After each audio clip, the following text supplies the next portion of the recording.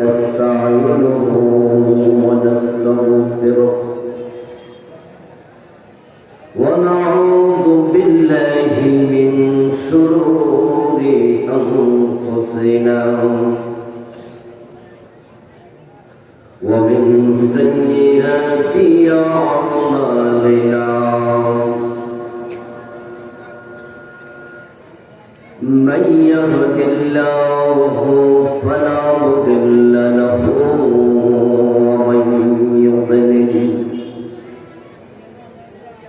ومن يضلل فلن تجد له وليا مرشدا وأشهد أن لا إله إلا الله وأن محمدا عبده ورسوله أما بعد فقد قال الله تعالى في كلامه المجيد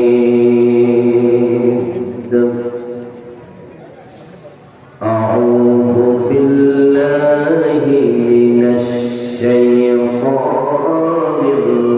الرجيم بسم الله الرحمن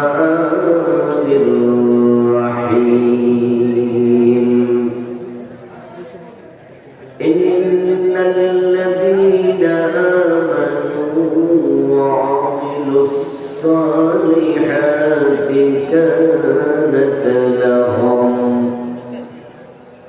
كانت لهم جنات الفردوس نزلا خالدين فيها لا يبغون عنها حولا قال النبي صلى الله عليه وسلم لا يؤمن أحدكم حتى يكون هواه تبعا لما جئت به وقال النبي أيضا يأتي على الناس زمان يجتمعون في المساجد ليس فيهم مؤمن أو كما قال النبي عليه الصلاة والسلام شكرا لله الشريف اللهم صل على محمد وعلى آل محمد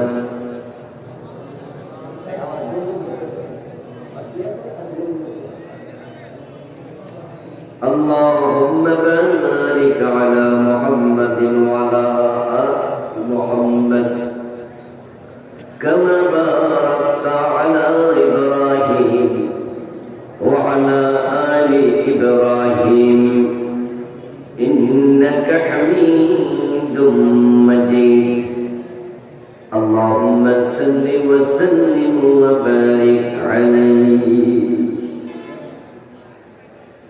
ওয়ানুর রহমানিয়া উচ্চ বিদ্যালয় মাঠে আয়োজিত আজকের এই চমৎকার তাফসীরুল কোরআন মাহফিলের সম্মানিত সভাপতি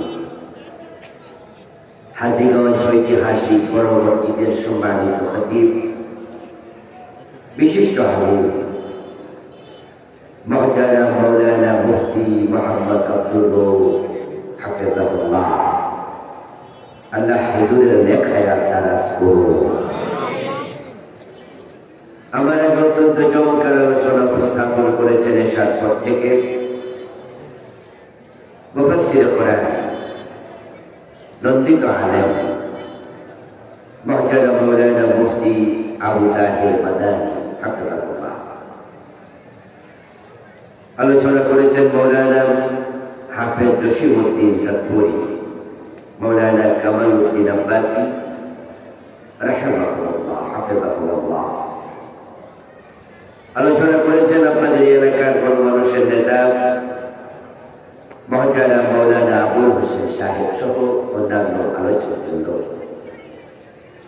উপস্থিত ইসলাম প্রিয় তৌহিদি জনতা, পর্দার অন্তরালের সতী সাধবী সম্মানিতা মা ও বোনেরা, আমার সম্মানিত দিদি ভাইরা, আপনারা কেমন আছেন? ভালো আছেন শুনে ভালো লাগলো। যারা দাঁড়িয়ে আছেন তারা বসলে কিন্তু মাত্রা ভরপুর হতো। আপনারা যারা দাঁড়িয়ে আছেন 10 মিনিটও যদি শোনেন, আমার বিনীত আরজ থাকবে যে আপনি বসে শোনেন। মাহফিলের আদব আছে না ভাই? আপন ভাই আর সৎ ভাইয়ের মাঝে পার্থক্য আছে না নাই? আপন মা আর সৎ মা পার্থক্য কিন্তু অবধারিত। প্যান্ডেলে যারা বসে আর যারা দাঁড়িয়ে আলোচনা শুনে, তাদের মাঝেও পার্থক্য আছে।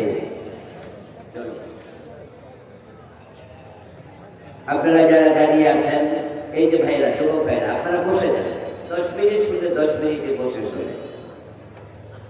যারা বাইরে আছেন, প্যান্ডেলের ভলান্টিয়ার যারা আছেন, যারা যান বাহিরের বাইরেকে পিঠে হাত বুলিয়ে আদর করে ভালোবাসা দিয়ে বসিয়ে যান। বাইরে দাঁড়িয়ে থাকলে পরিবেশটা প্রতিকূল প্রতিকূল মনে হয়, অসুন্দর লাগে। আর খালি জায়গা তো আছে, কেন, কোন কারণে আপনি বাহিরে থাকবেন?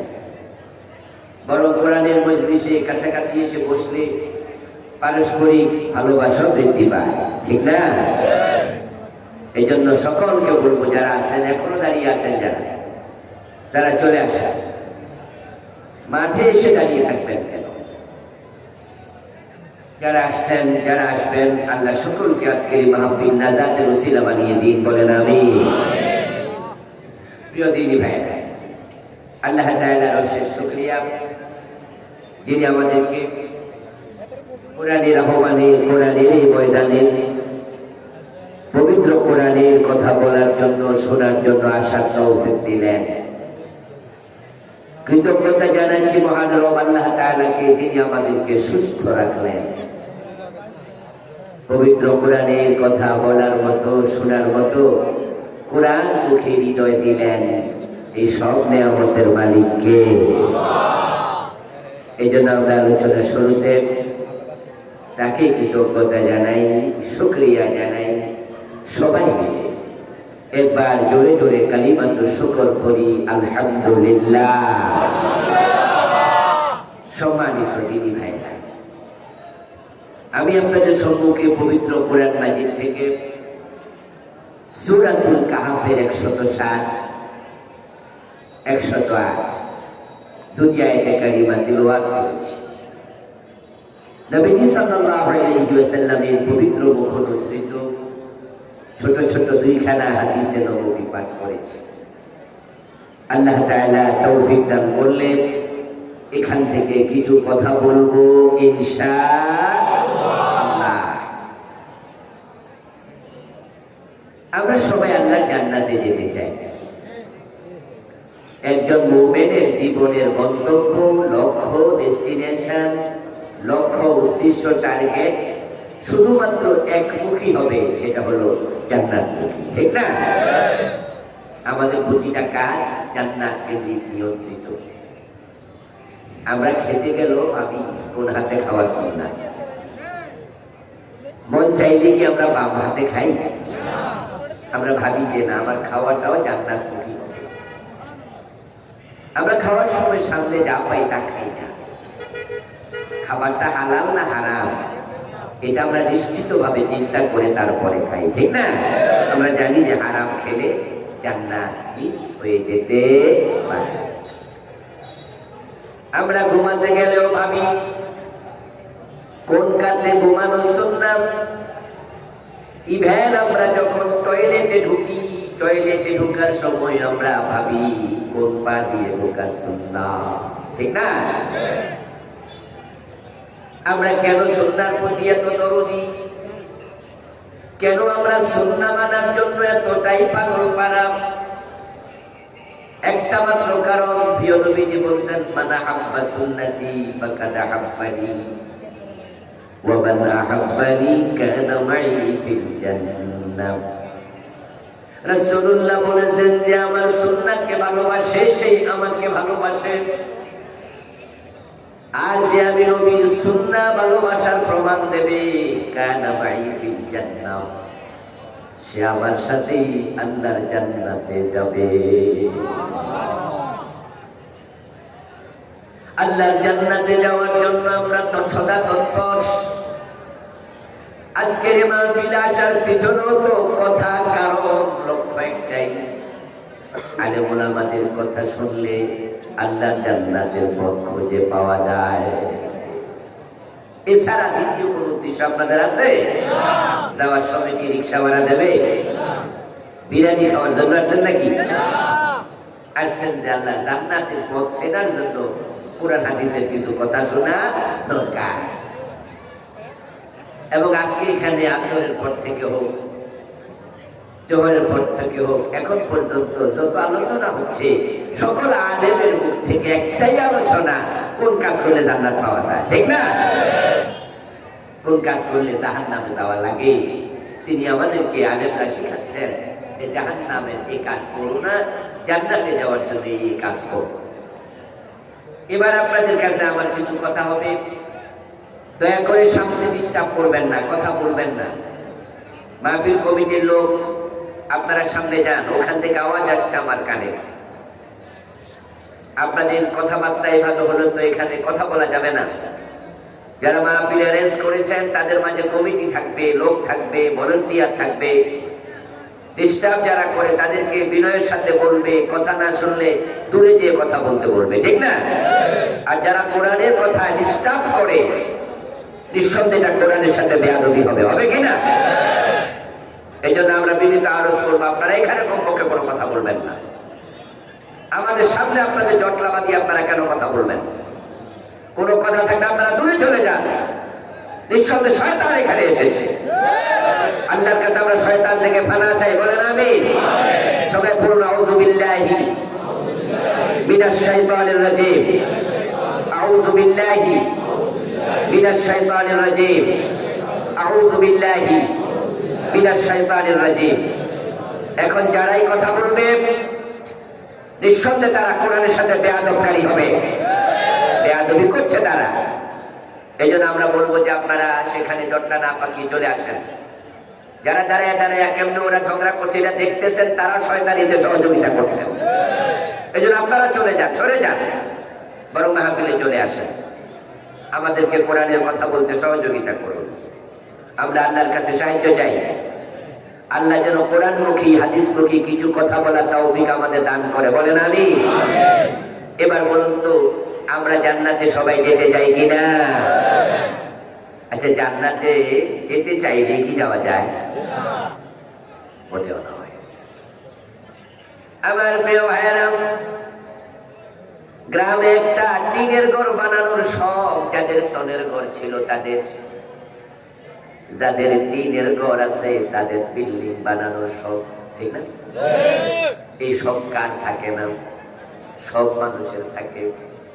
যদি আমি একটা ছোট্ট বিল্ডিং ঘর বানাতে পারতাম ওই বেটার মতো, যাদের গ্রামে বিল্ডিং ঘর বানানোর সামর্থ্য হয় তখন তার আস্তে আস্তে শহরমুখী হয়।